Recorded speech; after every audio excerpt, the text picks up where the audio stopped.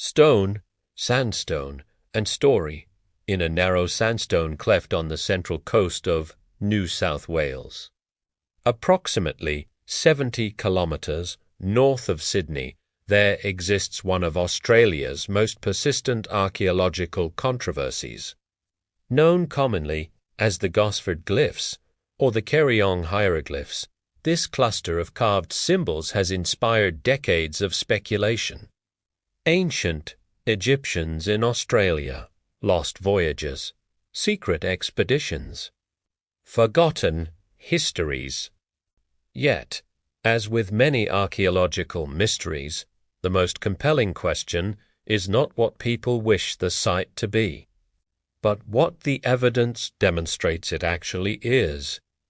This documentary presents a comprehensive academic investigation into the Gosford Glyphs, their discovery, their material composition, their linguistic structure, and the historical context in which they most likely emerged. Particular attention will be given to the hypothesis that the carvings are a modern creation of the 20th century, possibly linked to individuals familiar with Egyptian inscriptions, including the often repeated suggestion of returned World War I veterans. The aim is neither sensationalism nor dismissal. Rather, it is to examine with methodological care what the evidence allows us to conclude. The glyphs are located within a sandstone outcrop in Brisbane Water National Park.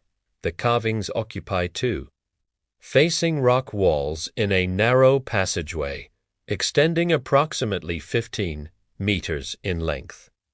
The number of individual carved symbols is commonly estimated at between 250 and 300. There is no credible record of the carvings prior to the 20th century.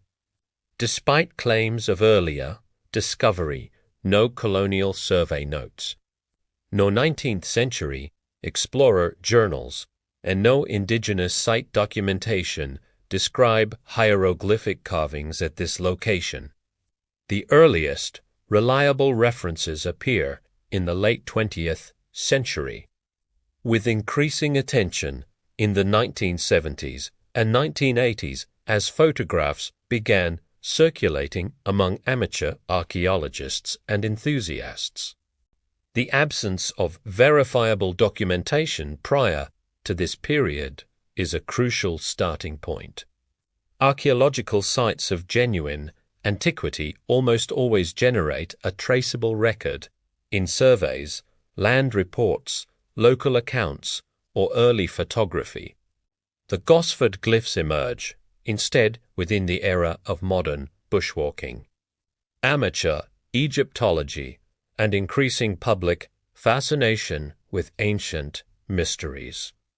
Sandstone is a relatively soft sedimentary rock, prone to erosion through wind, water, and biological activity. When carvings are made into sandstone, their edges gradually soften.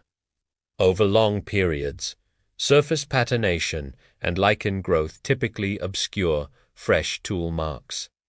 Multiple site inspections by park authorities and independent researchers have noted that many glyph lines exhibit comparatively sharp edges and inconsistent weathering patterns. Some carvings show deeper erosion, while others appear significantly more recent. This uneven weathering suggests that the glyphs were not carved simultaneously in antiquity, but rather over an extended modern period. Such patterns are consistent with repeated carving episodes, possibly by different individuals across years or decades. The evidence does not support a single ancient inscription event. Egyptologists who have examined the glyphs consistently note a mixture of hieroglyphic forms drawn from different periods of Egyptian history. Some symbols resemble Old Kingdom forms, Others reflect later, New Kingdom or even modern textbook representations. In several sequences, grammatical structure does not conform to known hieroglyphic syntax. Some symbols appear copied directly from reference books rather than composed according to Egyptian writing conventions. These inconsistencies strongly indicate that the carvings were produced by individuals with partial knowledge of hieroglyphs, likely obtained through modern publications rather than ancient training. The most widely supported academic conclusion is that the Gosford glyphs are a modern creation of the 20th century. Several lines of evidence converge toward this interpretation. Absence of pre-20th century documentation. Inconsistent weathering and tool marks. Linguistic inaccuracies and mixed hieroglyphic periods. Progressive expansion of carvings over time. Local investigations on the Central Coast have suggested that the carvings may have been created between the 1960s and 1980s. Some researchers have pointed to individuals known to practice stone carving or to possess an interest in Egyptian symbolism during this period. While specific identities remain unconfirmed, the weight of evidence strongly supports a modern origin. 1. Enduring theory proposes that the glyphs were carved by returned Australian soldiers who served in Egypt during World War I. Tens of thousands of Australian troops were stationed near Egyptian archaeological sites. Some developed an interest in hieroglyphs and ancient history. It is therefore plausible that individuals exposed to Egyptian monuments could later attempt to reproduce hieroglyphic carvings upon returning to Australia. However, plausibility alone does not constitute proof. No military records, personal diaries, photographs, or witness testimonies have been verified that directly link specific WWI veterans to the creation of the Gosford glyphs. The hypothesis remains speculative, though not impossible. From an academic standpoint, the WWI theory occupies a middle ground, consistent with a modern origin, yet lacking direct evidentiary confirmation. No archaeological excavation at the glyphs site has produced artifacts datable to ancient Egypt. There are no associated tools, habitation remains, or material culture linking the site to pre-modern visitors from outside Australia. In contrast, modern foot traffic, graffiti, and evidence of repeated visitation are well documented. The Gosford glyphs are not ancient Egyptian. That conclusion is supported by linguistic, geological, and historical evidence. Yet the question remains, who carved them and why? To ensuite, we must examine the cultural context of 20th century Australia, a period marked by fascination with ancient civilizations, returning soldiers from global conflicts, and a growing culture of amateur archaeology. Now, we turn to the social and historical environment in which such carvings most plausibly emerged. Between 1914 and 1901, Cairo, Alexandria, and the Suez Canal zone became major staging areas for troops en route to Gallipoli and the Middle East. During periods of leave, many soldiers visited well-known archaeological sites, the pyramids of Giza, the Sphinx, and various temples along the Nile. Photographs from the era show Australian servicemen posing beside ancient monuments. Souvenirs, postcards, and guidebooks circulated widely among troops. Exposure to Egyptian antiquity was therefore common among members of the Australian Imperial Force. Some soldiers developed a lasting interest in Egyptian history. Letters and diaries occasionally reference visits to tombs and museums. The popularity of Egyptology in the early 20th century, amplified by discoveries such as Tutankhamun's tomb in 1922, further embedded Egyptian imagery into global culture. It is within this context that the WWI veteran hypothesis emerges. The theory proposes that returning soldiers, inspired by their experiences abroad, later carved hieroglyphic inscriptions in Australian sandstone as a form of commemoration or experimentation. Yet, despite its narrative appeal, the evidentiary foundation remains limited. To substantiate the WWI veteran theory, one would expect to find at least one of the following personal accounts describing the carvings: photographs of their creation, testimony from contemporaries, military or local records referencing the activity to date. None have been verified. Rechercher. Examining service records of soldiers who settled on the Central Coast after the war have not identified documented involvement with the glyphs, nor have diaries surfaced describing such an undertaking. The absence of direct evidence does not render the theory impossible. However, from an academic standpoint, it remains an unproven hypothesis. The early 20th century witnessed a global fascination with ancient Egypt. Known as Egyptomania, this cultural phenomenon influenced architecture, literature, and popular art across Europe. North America, Australia, Chine Australia, Egyptian pot de décor, and private collections. Books on hieroglyphs became widely available to the public. Amateur enthusiasts attempted to copy inscriptions and symbols for artistic or recreational purposes. The Gosford glyphs display characteristics consistent with such amateur reproduction, mixed hieroglyphic styles. Copier séquence et généraliser.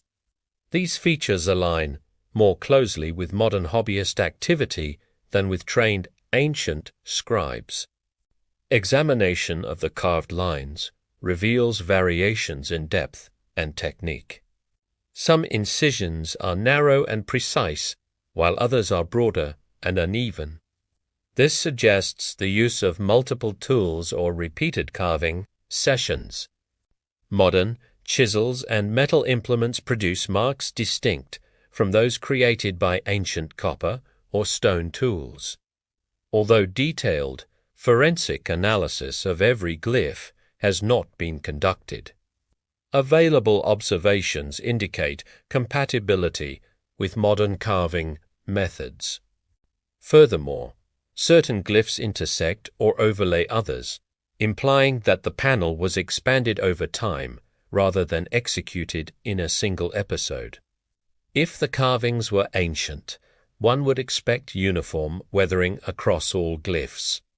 Instead, the site displays variable erosion levels. Some carvings appear significantly older than others, while certain lines remain comparatively sharp. Lichen growth and mineral staining also vary across the surface. These patterns are consistent with carvings created at different times within the last century. The glyph site lies within the traditional lands of the Darkinjing people. There is no evidence that the carvings form part of indigenous rock art traditions. Aboriginal rock engravings in the region follow distinct stylistic conventions and are typically pecked rather than incised in the manner seen at Gosford. Local indigenous representatives have generally regarded the glyphs as a modern intrusion rather than an ancient cultural site. Photographs taken across several decades suggest that new carvings were added incrementally. Some glyphs visible today do not appear in earlier images, indicating that the site evolved over time. This pattern supports the interpretation of the glyphs as an ongoing, modern project rather than a single historical artifact. Motivations for creating such carvings could include artistic experimentation, historical interest, or playful fabrication. The 20th century saw numerous examples of pseudo-archaeological installations created for curiosity or local legend. The Gosford glyphs may have originated in a similar spirit, a blend of fascination with ancient Egypt and the accessibility of soft sandstone surfaces in the Australian bush. Once the carvings became publicly known, they attracted media attention. Speculative theories proliferated, ranging from ancient Egyptian voyages to extraterrestrial visitors. Each retelling amplified the mystery, often overshadowing the more prosaic explanation of modern creation. The persistence of the WWI veteran story reflects this process of myth-making. It offers a plausible human origin while preserving an aura of historical intrigue. After decades of debate, the weight of available evidence supports a modern origin for the Gosford glyphs. The precise identity of the carvers remains uncertain. The WWI veteran hypothesis, while conceivable, lacks direct documentary support. In the final section of this documentary, we will synthesize the evidence and consider what the glyphs reveal about historical imagination, cultural fascination, and the ways in which modern myths take shape.